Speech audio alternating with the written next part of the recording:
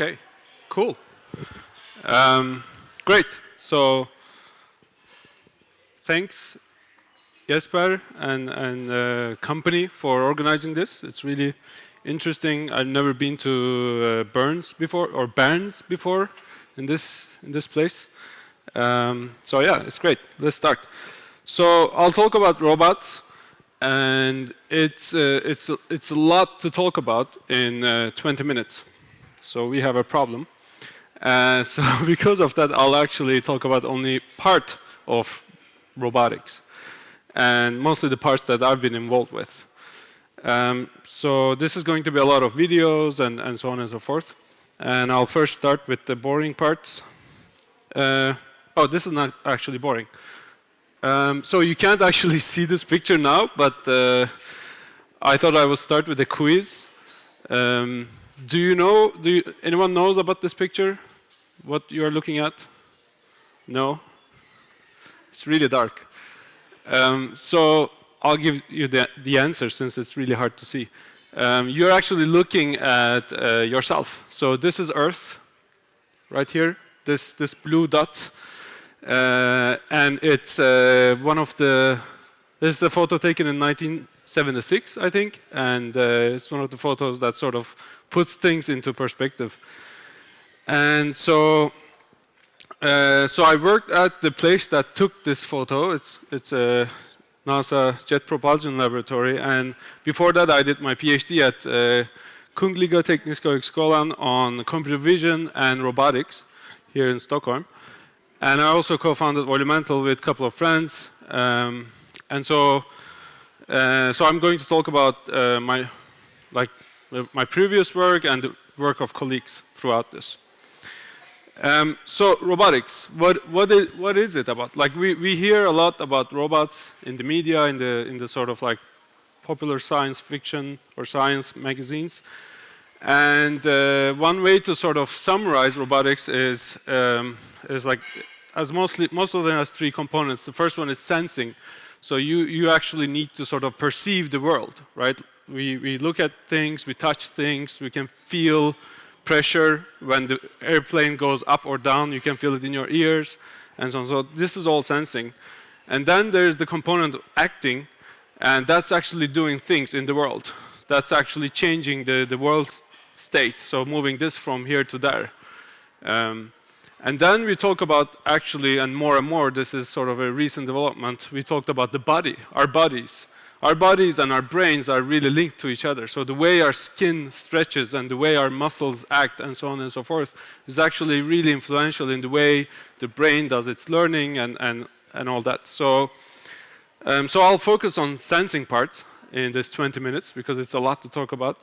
But I'm going to show you some quick sort of examples of the two other parts. So here's a robot that I worked on previously. It's called Robonaut. It's a humanoid robot. And when it comes to acting, this is a robot with 2 hands and fingers and so on. And it's doing a really complicated task. This is insanely complicated. In fact, this is mostly scripted. So no one has ever sort of, to this date, fixed this problem of folding taking over sort of a foldable cloth, which is in itself is a really complex thing, and then unveiling a piece of envelope and then taking it and giving it to somebody. And so the work we've done on this was to have this guy, and this is actually on the ISS right now, to do experiments in space without needing humans. So that's acting. That's sort of changing the world state. And then we come to sort of materials. I'm going to show you a simple sort of an example video, and this is actually released this week. This week there's a huge robotics conference. I think it's the biggest one in the world, actually. So it's a really recent sort of research development from that. And what you're going to see is a foldable robot that's like origami that folds itself in a configuration and then does things. So this is the robot. It's like less than 2 centimeters, and it folds itself in some weird shape that it determines this is the best shape, and it starts moving about. It's quite cute. And then you can do, actually, you can control it. You can control its trajectory. And it can crawl on you also. And it can do work, actually. So put this piece of candy into here, for example. Swim, you know, carry load. So you can, in the video, you can imagine an army of these small things. And each one is really, really cheap. So you can actually like take a bag of it from the store and just dump it here, and they will do things for you.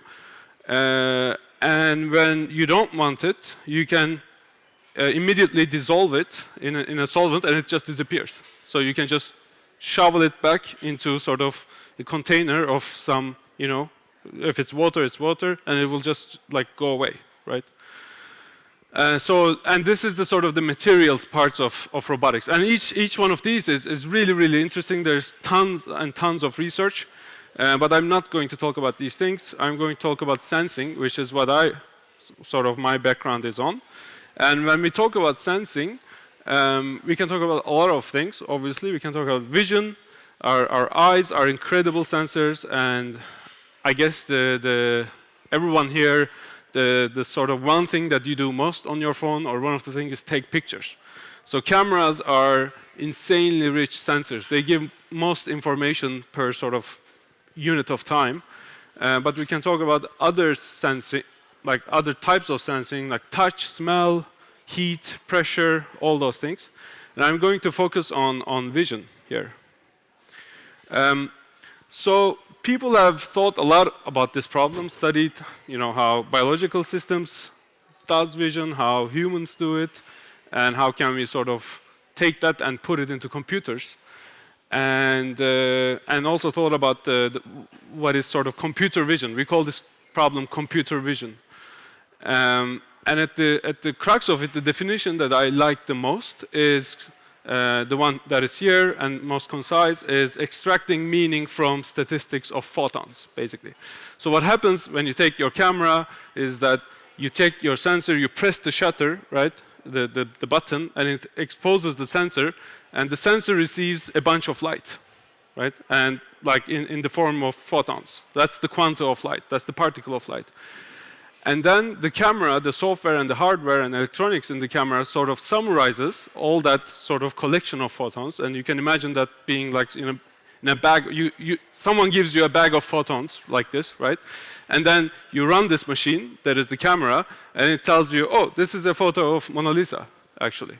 Right? So this is what a camera does. So what I want you to sort of take away from this is that taking an image is already a decision. It's already a summary of the real world. So the real world does not really look like that, but you're making a summary of the real world. Some photons have let's say, correspond to red, some of them correspond to green, some of them correspond to blue, but some of them correspond to some other frequencies that we can't see.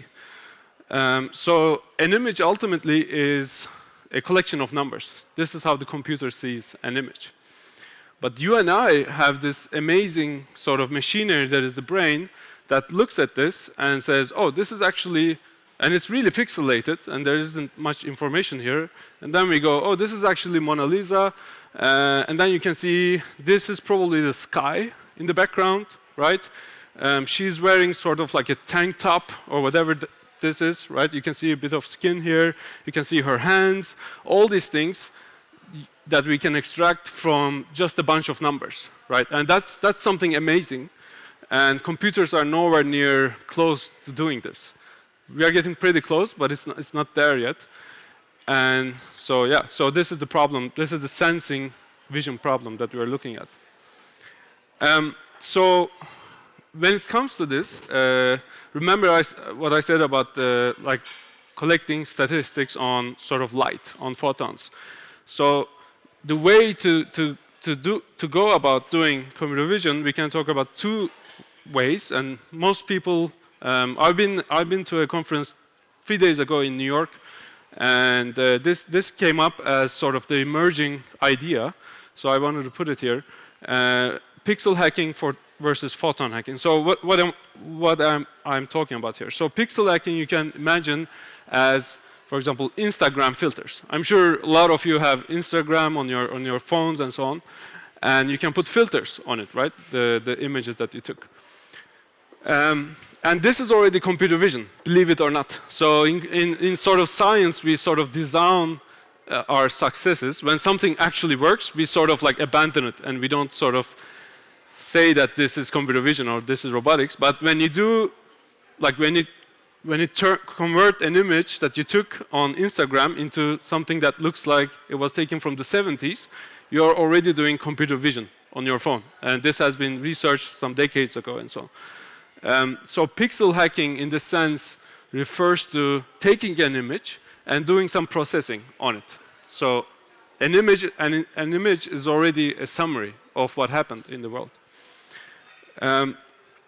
And you can do this in various ways. You can do in the most sort of basic way, like I said, you can sort of apply a filter over the whole image or so, but you can do all sorts of different things with images.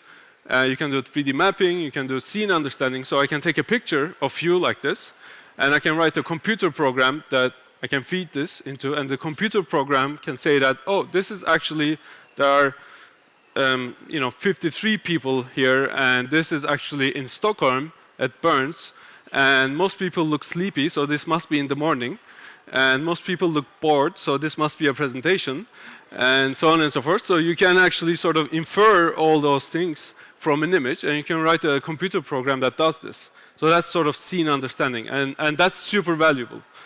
You can do other things with it.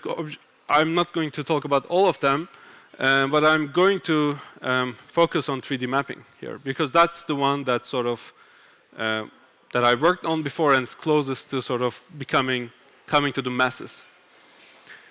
So I'm going to briefly talk about a project that I worked on at NASA, and this was with Google Research, Google's research arm.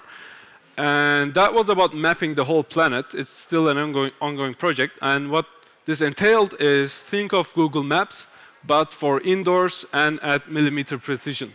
So think of, you can localize yourself, you can know where you are with millimeter precision indoors, let's say in this building, anywhere in the world.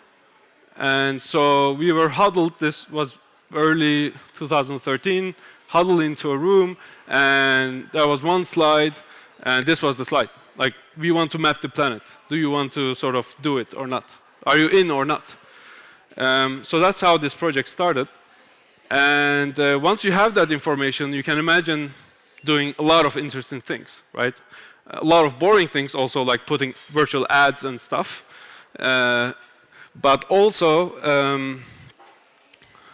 let me see, I'll show this also. Do things like this. This person is a visually impaired blind software engineer at Google. And so the result of this project, which was a device that does 3D mapping, he was able to use that to navigate himself in buildings. And that's sort of made it worthwhile. So I'm going to play a video on sort of the current state of where the project is. This is my colleague. And what we tried to do here is we tried to build, I actually brought it with me, we tried to build a tablet, a mobile sort of device that can do real-time 3D mapping anywhere in the world, right? And you can have lots of these at the same time. And it can also do city mapping like this, like Google Maps types. We even took it into a roller coaster, and it sort of continued to estimate our pose. So this is the pose of the camera, and you can see it sort of follows the roller coaster's shape. This is a home use case. You can think of having this at home and sort of turning it towards your bookcase or 3D mapping your house and you know, doing different things with it. I'm going to skip ahead. Or at a crowded event like this, right? Tracking your position.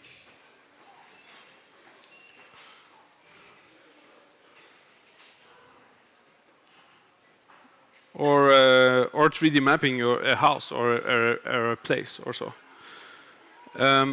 So one of the things that we worked on is to, like I said, is to. So this is the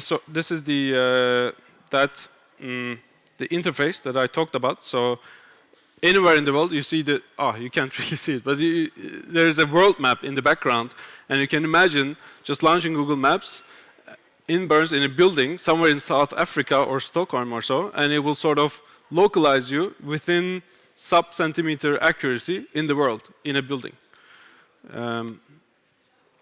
And that obviously is also really useful for robotics. So this is it now, yeah. So it's showing it inside a building. And once you have that, you can also have indoor navigation. So this is a working indoor navigation concept that overlays where you should go in a building. So just follow the arrows to find Lucas's office, for example, right? And this is also, again, helpful for visually impaired, for autonomous wheelchairs, you can imagine, all sorts of different things, for flying robots, for drones, and so on. It's also not so far-fetched to imagine that you, pretty soon in the future, you will be able to receive deliveries at your home window, balcony, at the 6th floor from Amazon by a drone, because you can do this at centimeter scale precision. So this is another video this is the person that is sort of 3D mapping their house or their garage in this case with just a regular phone, and this is sort of what you get out of it.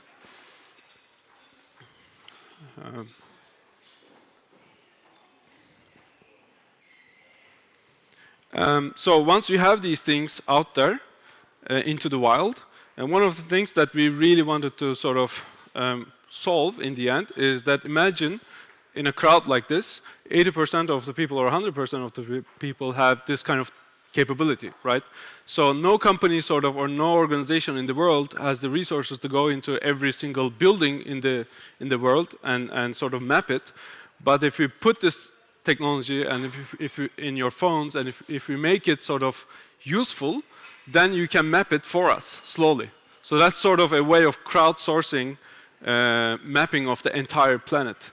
And that's what I'm showing here is each sort of small dot here is a person with their phones walking around in an 8-story building.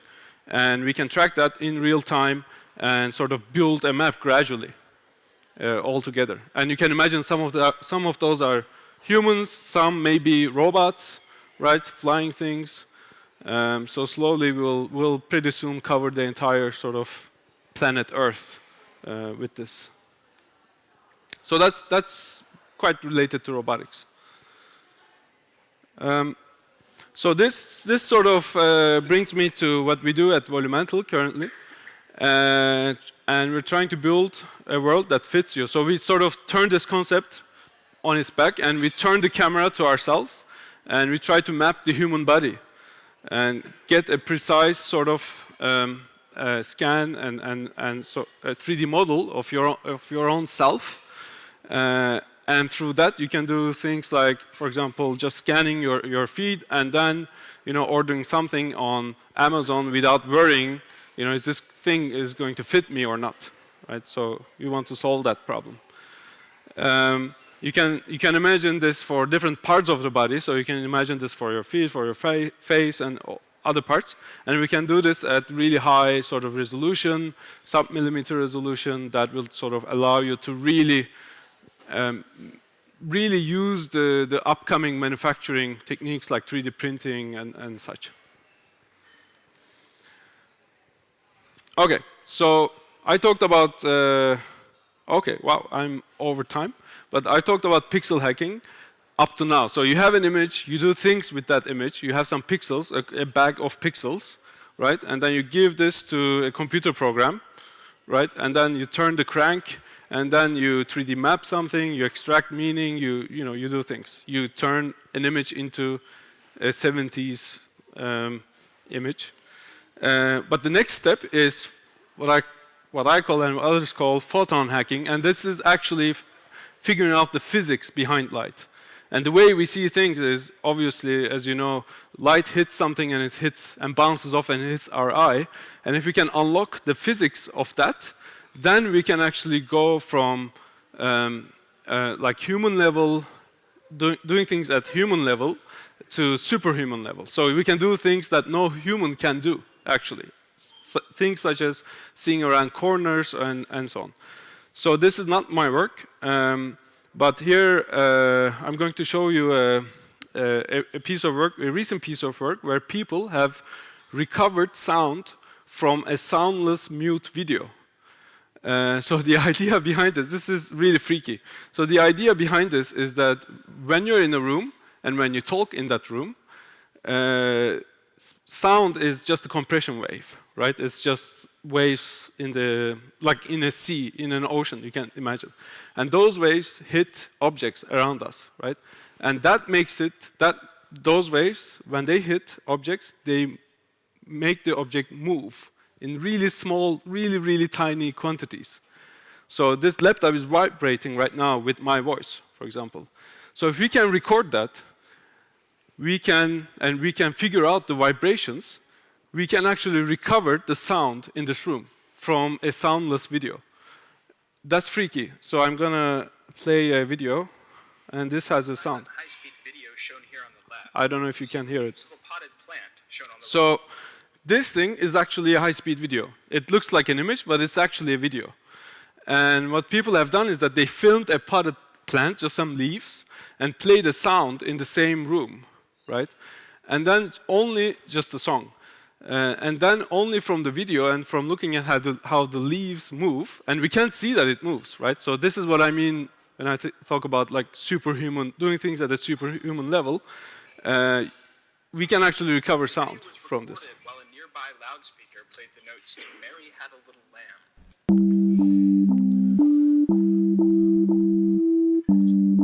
So this is the sound that is played in the room. Even when we play the video in slow motion here, the vibrations caused by the music are so subtle that they move the plant's leaves by less than 1/100th of a pixel, making the plant appear still to the naked eye.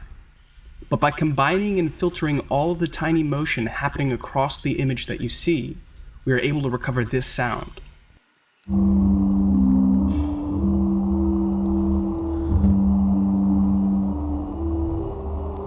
Yeah, so we were able to or researchers have been able to recover sound from a video that has no sound, just by looking at how things move with these sort of compression waves. Yeah, so that's quite freaky. And they even did Shazam on it, and it works. So they played a song in a room, and they put a camera behind the soundproof glass, right?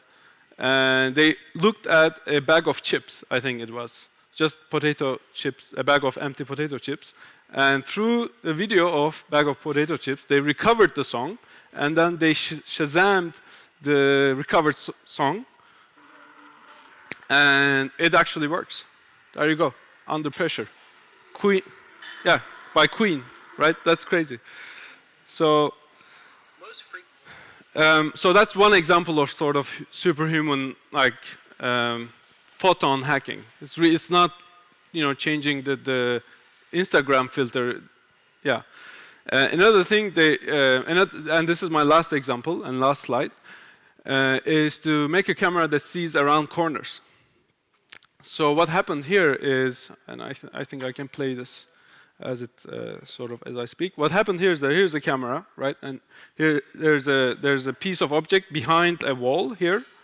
And what happens is that you shine a light to the wall, and some of that light scatters and hits the object here, right? You shine a light here, and some of that hits this one. And some of that light bounces back from the wall and back into the camera. Some really light photons. So what you can do then is, if you can sort of figure out the characteristics of such photons that bounce on the object, from the object that you can't see, then you can make a camera that can see around the corners, that only collects the light that bounced from this object that you can't see. So here you see the light, sort of, this is an explanation video. And the end result, so here's the setup. So here's the camera, it's quite dark here. Here's the object, you can't see it, and there's a wall. And what the camera recovers is quite remarkable. I'm gonna fast forward. Is this. So this is the object as that camera, who can't actually see the object, right? So no human can do this. But yeah, but we can if we do the sort of follow the route of photon hacking. So this is what I mean by sort of hacking the physics of how light works. Yeah, so I think this is all I have for this. This was more than 20 minutes, but yeah, thanks a lot.